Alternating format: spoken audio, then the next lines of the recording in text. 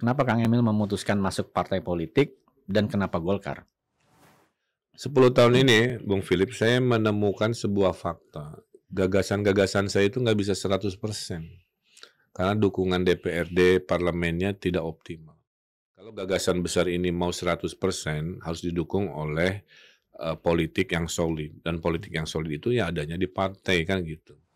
Jadi bagi saya survei itu hanya membaca situasi hari ini, tapi bukan takdir, bukan prediksi takdir akhir. Karena prediksi takdir akhirnya tidak selalu ditentukan. Kenapa Kang Emil memutuskan masuk partai politik dan kenapa Golkar? Jadi 5 tahun saya independen sebagai wali kota, kemudian 5 tahun gubernur juga independen, dua-duanya independen yang diusulkan partai. 10 tahun ini, Bung Philip, saya menemukan sebuah fakta. Gagasan-gagasan saya itu nggak bisa 100%.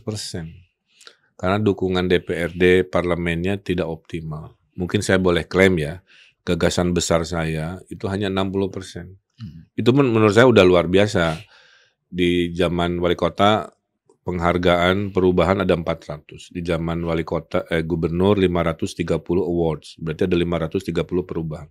Tapi bagi saya, itu baru 60% dari yang saya rencanakan. Sisanya kemana? Tadi ke diskon, mendapat ketidaksetujuan dan lain sebagainya. Sehingga akhirnya saya memutuskan dan meyakini bahwa kalau gagasan besar ini mau 100% harus didukung oleh politik yang solid. Dan politik yang solid itu ya adanya di partai kan gitu.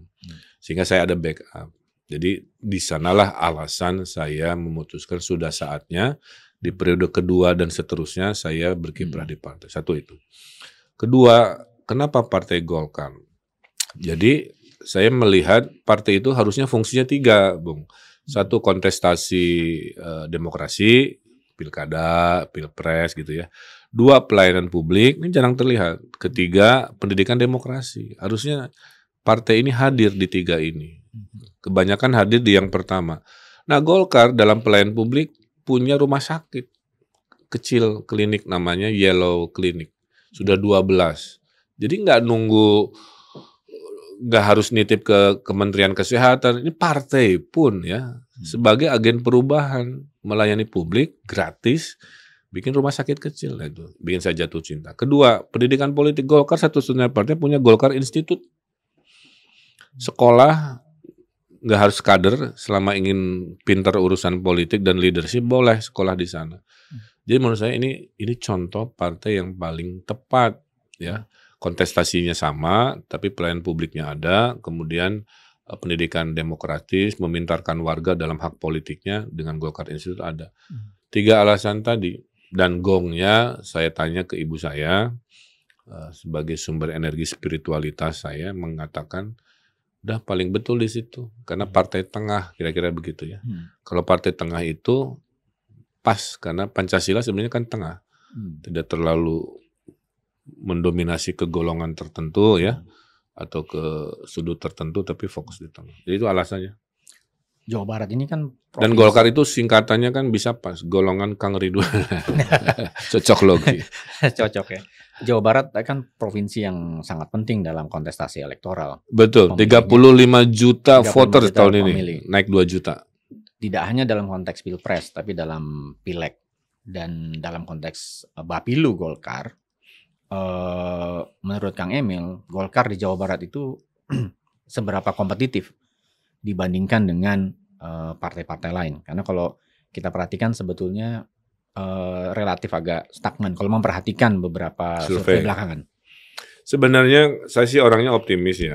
Mungkin survei itu, Bung Philips ya, sayanya belum turun, ibaratnya begitu. Jadi waktu saya pilgub kan saya menang 30% sekian. Setelah 5 tahun, saya hampir seluruh wilayah, tanda kutip elektoralnya saya kuasai lah. Nah sayanya kan belum banyak gerak, jadi kalau membacanya per hari ini mungkin betul. Karena saya juga masih ada kedinasan. Tapi setelah saya berakhir 5 September sampai ke Februari,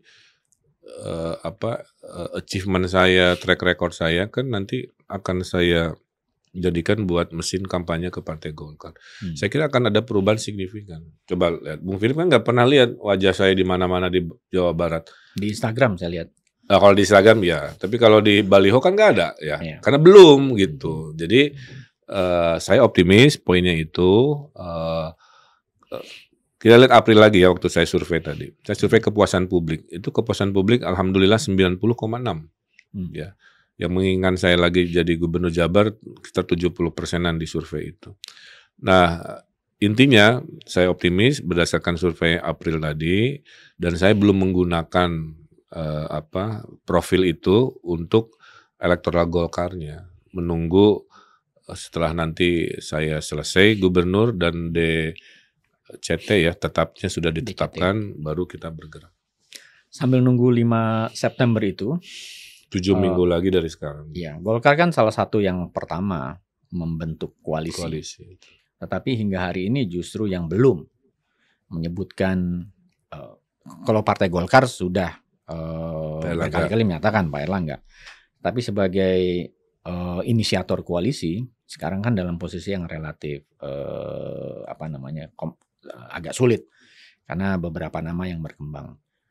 Gimana Golkar keluar dari, kalau politik ini kan, kalau kebetulan saya orang Sumatera Barat, kalau terkurung maunya di luar, kalau terhimpit harus di atas.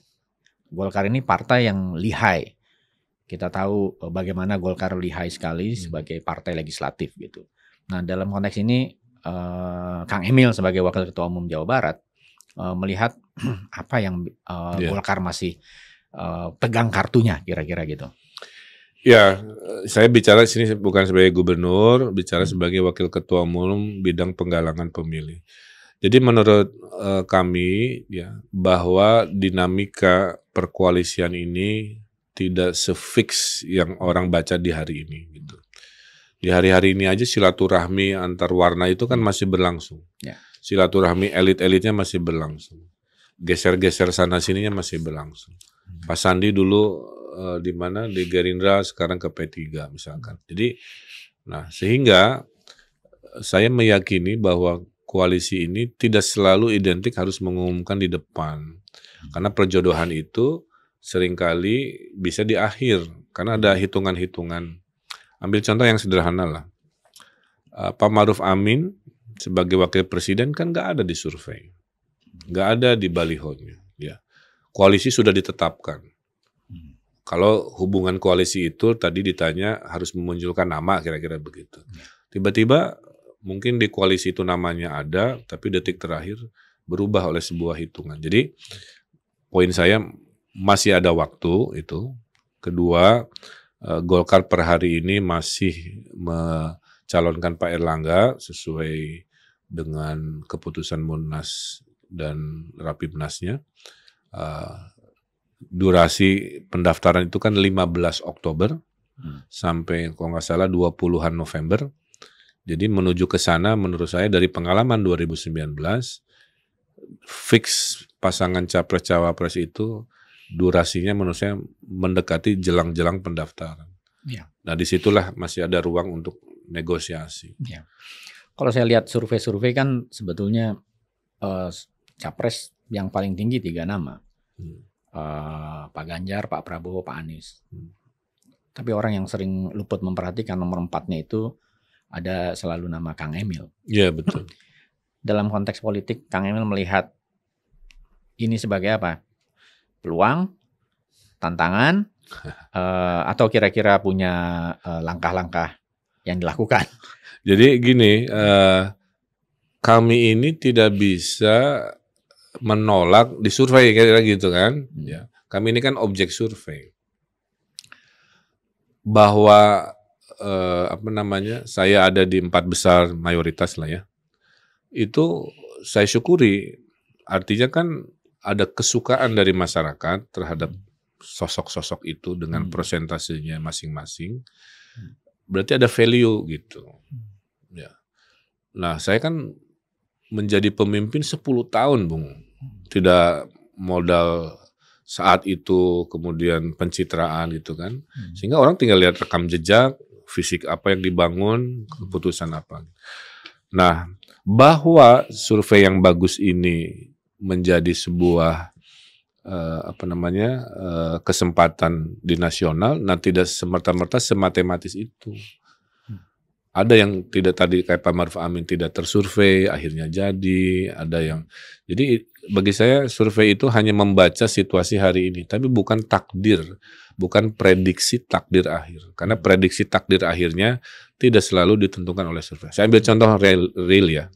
Waktu Pilgub Mas, itu lawan saya diprediksi di H-7 ya.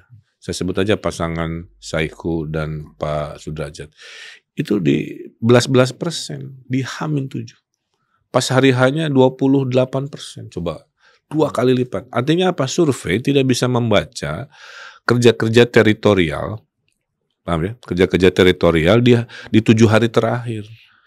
Kalau kita percaya survei 100%, maaf ya, bahwa Anda survei semuanya sama, Anda di 11%, jangan harap. Tiba-tiba kok bisa naik 2 kali lipat. Nah, jadi sama saja. Kalau sekarang ada survei-survei itu tidak semata-mata itu mencerminkan hari H-nya.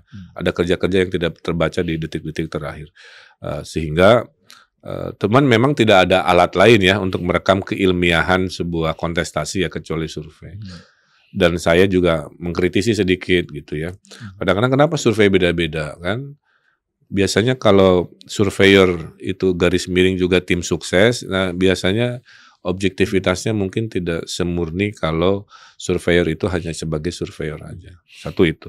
Kedua yang menarik buat tahun depan, antara 3 besar Pak Ganjar, Pak Anies, Pak Prabowo itu bedanya kan tipis-tipis.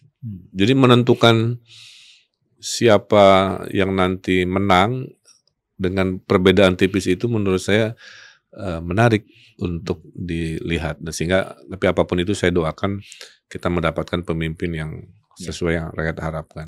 2 dari 3 nama teratas itu kan kepala daerah. Betul. Ada Pak Ganjar, ada Pak Anies. Kalau boleh tanya seberapa dekat Kang Emil dengan baik Pak Ganjar maupun Pak Anies? Karena sebagai sesama kepala intensitas daerah, bertemunya sangat tinggi karena di level apalagi zaman Covid ya. Zaman Covid itu bisa 3 hari sekali berbincang ngurusin Covid, jadi sangat dekat. Dan saya berharap persaingan ini tidak menghilangkan kekeluargaan, persaudaraan, brotherhood-nya ibaratnya gitu ya dari kita bertiga ini. Dan kita doakan yang terbaik lah. Cuman kan presiden cuma 1 gitu, yang mau banyak, jadi harus ada kompetisi. Tapi jangan sampai terputus silaturahminya. Sebenarnya saya nggak khawatir, Bung. Yang saya khawatir itu pendukungnya. Biasanya di atasnya mah udah berdamai kayak Pak Prabowo, maaf ya, dulu 2 kali kontestasi sekarang jadi kabinet, tapi di bawahnya kan nggak semua menerima gitu. Jadi kadang-kadang ya mungkin podcast ini bagian dari proses mengedukasi bahwa kalau sudah kontestasi ya itu adalah kepentingan hitungan matematis di saat itu. Tadi kan Pak Kang Emil cerita tentang sedikit kerjasama sebagai Gubernur Jawa Barat dengan Gubernur DKI, Pak Anies, Covid, banjir dan lain-lain. Kalau dengan Jawa Tengah kan juga ada perpotongan. Banyak. Kerjasama apa yang pernah dilakukan dengan Pak Ganjar? Batas daerah itu kita anggaran setengah-setengah. Di Cirebon dan ya pokoknya ada desa-desa yang kebelah oleh batas provinsi, itu kita saling dukung. Bikin ekonomi, kemarin bikin pekan olahraga, pekan budaya 1. Waktu Covid ini saya buka rahasia juga. Saya nolongin kota Banyumas, oksigen. Saya bilang harusnya kan ke Pak Ganjar ya, Pak Bupati saya bilang. Tapi nggak masalah, kita kan kemanusiaan karena bupatinya dekat sama alumni di TB gitu. Jadi lagi panik mungkin nelfonnya ke saya. Saya bilang karena Jabarnya sudah under control, Bapak minta walaupun bukan kewenangan saya. Tapi saya nge-WA Mas Ganjar dulu. Mas Ganjar. Punten ini Bupati Banyumas minta oksigen, saya kirim tapi mohon izin saya tidak bermaksud gimana-gimana, hanya atas nama kemanusiaan. Oh ya silakan ini gitu. Jadi Covid ini mengajarkan banyak hal dan dalam relasi saya dengan Jawa Tengah juga banyak hal-hal positif, menghilangkan sekat-sekat demi rakyat gitu lah. Kalau dengan Pak Prabowo? Kalau dengan Pak Prabowo saya terakhir diundang makan malam rame. Saya baru tahu Pak Prabowo suka ini ya dansa-dansa gitu kan. Saya baru tahu dari Kang Emil nih. Itu kebahagiaan Pak Prabowo itu ada di dansa-dansa olahraga, berkuda. Jadi saya sangat hormat. Nah, Pak Prabowo ini kan udah 2 kali pemilihan presiden, pasti sangat terkenal kira-kira begitu. Makanya kalau surveinya bagus ya menurut saya wajar lah ya untuk exposure yang sudah 2 kali. Dan beliau patriotis, juga sangat senior. Jadi saya kira stature-nya memadai untuk jadi pimpinan. Tadi kan di survei ranking 4 potensial sebagai cawapres.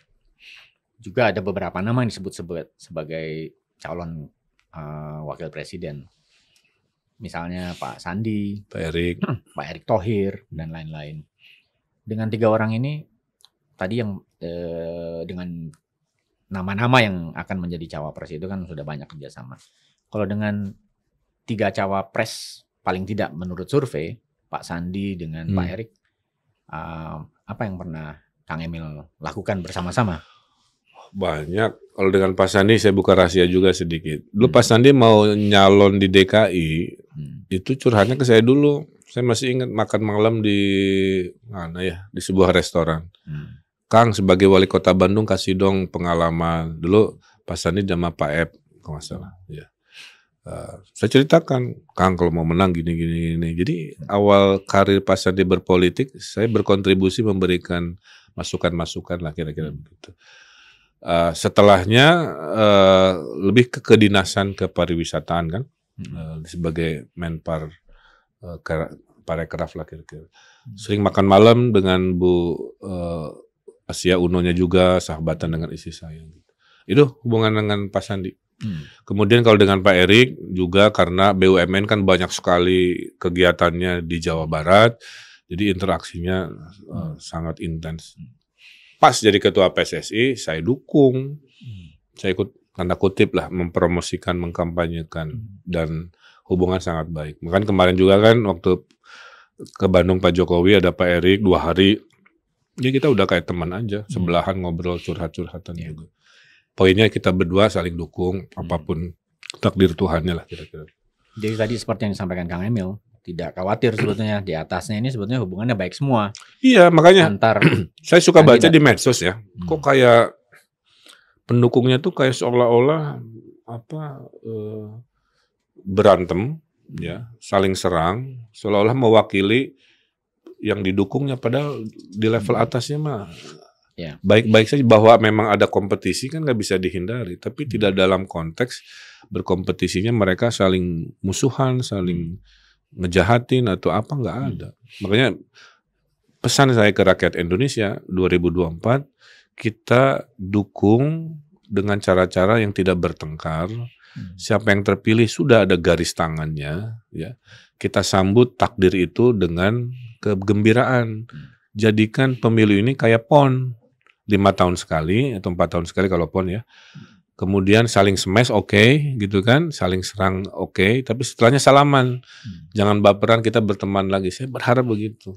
Supaya tidak terulang kasus cebong kampret kadrun ya, 2 kali pemilu itu. Saya berharap betul-betul damai, demokratis, pesta budaya, gembira. Dan jangan bilang begini, saya nggak nyoblos, berarti bukan, nggak bisa. Kalau sudah disumpah sebagai presiden, semua harus taat, walaupun Anda nyoblos tidak nyoblos kan, kira-kira begitu. Kalau tidak menjadi misalnya cawapres atau yang lain dalam level nasional, saya masih punya hak 1 periode lagi, Bung. Baik di Jabar. Kalau Jabar mungkin paling terkuasai secara statistik terakhir.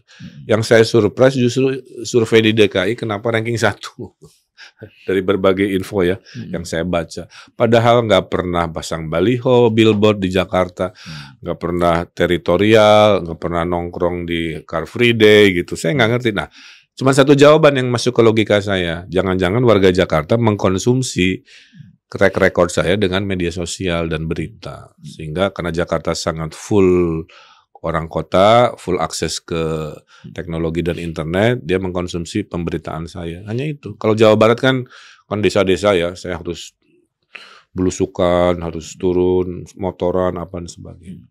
Jadi pilihannya 2 itu.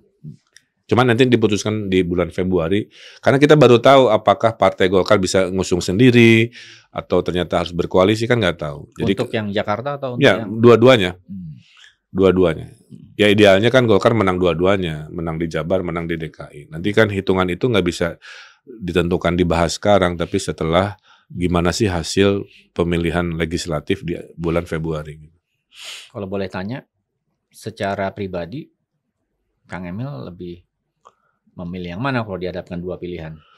Per Jakarta hari atau ini Jawa tetap Barat? di Jawa Barat, karena banyak mimpi-mimpi yang belum selesai. Tapi DKI juga ada yang banyak merekom, karena artinya Jabar sudah disentuh, bolehlah DKI juga. Saya belum tahu. Tapi kalau perbincangan ini, ya hati saya masih melanjutkan tahap 2. Ini kalau saya ngomong gini, yang tepuk tangan para PNS Pemprov Jawa Barat.